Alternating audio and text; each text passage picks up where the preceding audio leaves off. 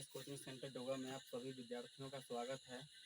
आज की क्लास संस्कृत व्याकरण के विषयवार विषय सूची जिसको कहा जाता है वो बताना चाहेंगे, जो आपके स्क्रीन पर बोर्ड के द्वारा दिखाया जा रहा है।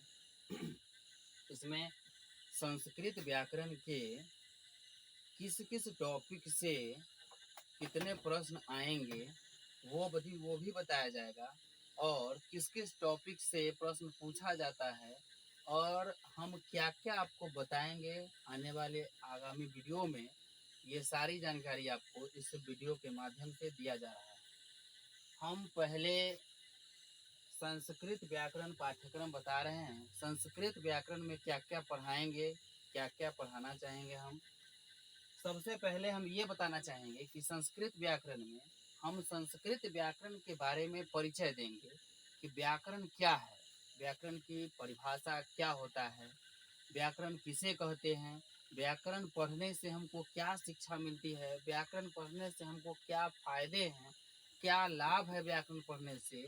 ये सारी जानकारी आपको परिचय क्लास में दिया जाएगा, जिसका फर्स्ट जो क्लास होगा वह परिचय होगा। सेकेंड जो क्लास है वह वर्ण विचार है, मतलब वर्ण प्रकरण भी, वर्ण विचार चैप्टर को वर्ण प्रकरण भी कहा जाता है। वर्ण विचार वर्ण प्रकरण जो चैप्टर होगा उसमें वर्ण विचार के सारी जानकारी जो है दी जाएगी कि वर्ण किसे कहते हैं, वर्ण क्या है, वर्ण से किन किन वर्ण के कितने भेद होते हैं, वर्ण कौन कौन से सार्थक है, कौन कौन से निरर्थक है, किस वर्ण का सही अर्थ होगा, किसका गलत अर्थ होगा। ये सारी जानकारी सेकेंड क्लास वर्ण विचार वर्ण प्रकरण चैप्टर में दिया जाएगा। अगला जो क्लास होगा, अगला जो चैप्टर होगा वह संधि प्रकरण होगा। संधि किसे कहते हैं, या संधि किसे कहते हैं। फिर संधि के दो प्रकार होते हैं, एक संधि होता है, एक विच्छेद होता है। तो संधि किसे कहते हैं, फिर संधि विच्छेद किसे कहते हैं, संधि क्या है, विच्छेद क्या है, संधि कैसे होता है, विच्छेद कैसे कहता है, संधि के जितने भी नियम होंगे वो सभी नियम संधि प्रकरण चैप्टर में दिया जाएगा। विच्छेद के कौन कौन से नियम होते हैं, संधि के कौन कौन से नियम होते हैं, ये सारी जानकारी आपको संधि प्रकरण चैप्टर में दिया जाएगा। ये कहते हैं समास क्या है, ये सारी जानकारी आपको समास प्रकरण क्लास में मिल जाएगी। इसके बाद उपसर्ग, संस्कृत में उपसर्ग से भी प्रश्न आते हैं। उपसर्ग प्रत्यय प्रकरण है, तो प्रत्यय प्रकरण अब हम बताए हैं कि आपको अनुवाद शब्द रूप धातु रूप और कारक प्रकरण से शुरू होता है। तो इस तीनों पर भी शब्द प्रकरण और धातु प्रकरण और कारक प्रकरण यहीं से अनुवाद शुरू होता है, लेकिन प्रत्यय पर भी अनुवाद बनता है। प्रत्यय के आदेशानुसार भी अनुवाद बनते हैं, और धातु प्रकरण पर भी बनते हैं, कारक पर भी बनते हैं, और शब्द प्रकरण से भी अनुवाद बनते हैं। आपको अगर शब्द रूप नहीं याद है तो मतलब अनुवाद बनाने में आपको काफी समस्याएं उत्पन्न होगी। इसी प्रकार से प्रत्यय प्रकरण। अब अनुवाद है, अनुवाद को डायरेक्ट रूप से भी बनाया जाता है, और इस संधि शब्द धातु कारक समास उपसर्ग प्रत्यय इत्यादि शब्द इत्यादि चैप्टर के माध्यम से ही बनाया जाता है।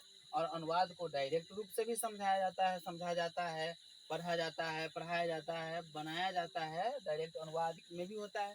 तो अनुवाद जब आप पढ़ेंगे फिर से, तो अनुवाद पढ़ते समय फिर से कारक विभक्ति चैप्टर की पुनरावृत्ति होगी, और हम अनुवाद के जितने भी अनुवाद होंगे वो सभी अनुवाद किस तरह से बनते हैं, किस अनुवाद में किस तरह का भाषा प्रयोग किया जाता है, कौन से अनुवाद में कौन विभक्ति लगाया जाता है, क्या है इस अनुवाद में, ये सारी जानकारी आपको अनुवाद चैप्टर में मिलेगा। उसके बाद है अनुच्छेद लेखन। अनुच्छेद क्या होता है, अनुच्छेद किसे कहते हैं, अनुच्छेद क्या है, कितने नंबर का प्रश्न आता है। अनुच्छेद जो है अनुच्छेद जो है ये मतलब 11वां क्लास होगा अनुच्छेद का आपका। तो अनुच्छेद लेखन किस प्रकार का लिखा जाना चाहिए, अनुच्छेद कितने पंक्तियों का लिखा जाना चाहिए, अनुच्छेद के क्या गुण होते हैं, हमको किस तरह से परीक्षा भवन में अनुच्छेद लिखने चाहिए, ये सारी जानकारी आपको अनुच्छेद लेखन चैप्टर में मिलेंगे। इसके बाद है पत्र लेखन। पत्र लेखन में किस प्रकार का पत्र लिखना चाहिए, पत्र लिखते समय हमको उसकी लिखावट क्या होनी चाहिए, संबोधन क्या होगा, अभिनिवेदन क्या होगा, पत्र में कई बातों के लिए कई बातों की वाली जगह पर ध्यान देना होता है, जिस पे हमको अत्यधिक ध्यान देने की ज़रूरत है, जिसमें पत्र लिखा जाता है। अब है कि ये आपको रहे जितने भी जो संस्कृत व्याकरण के जो चैप्टर हैं, मुख्य मुख्य जो चैप्टर है, वो सारी चैप्टर आपको ट्रिक के लिए परीक्षा आयोजित करती है। उसमें संस्कृत व्याकरण जो विषय है, संस्कृत का जो विषय है, उसमें किस किस जगह से, कौन कौन से चैप्टर से, कहाँ कहाँ से कितने कितने मतलब के नंबर के प्रश्न बनाए जाते हैं, वो सारी जानकारी आपको बताते हैं। जैसे पठित अवबोधनम हुआ, पठित अवबोधनम का जो क्या मतलब होगा, पठित अवबोधनम क्या है, पठित अवबोधनम किसे कहते हैं हम, उससे 13 नंबर का प्रश्न मतलब कि ये पूछा जाएगा। और पठित अवबोधनम क्या है, ये आपको जानने के लिए अगले वीडियो में जरूर मिलेंगे, बताएंगे।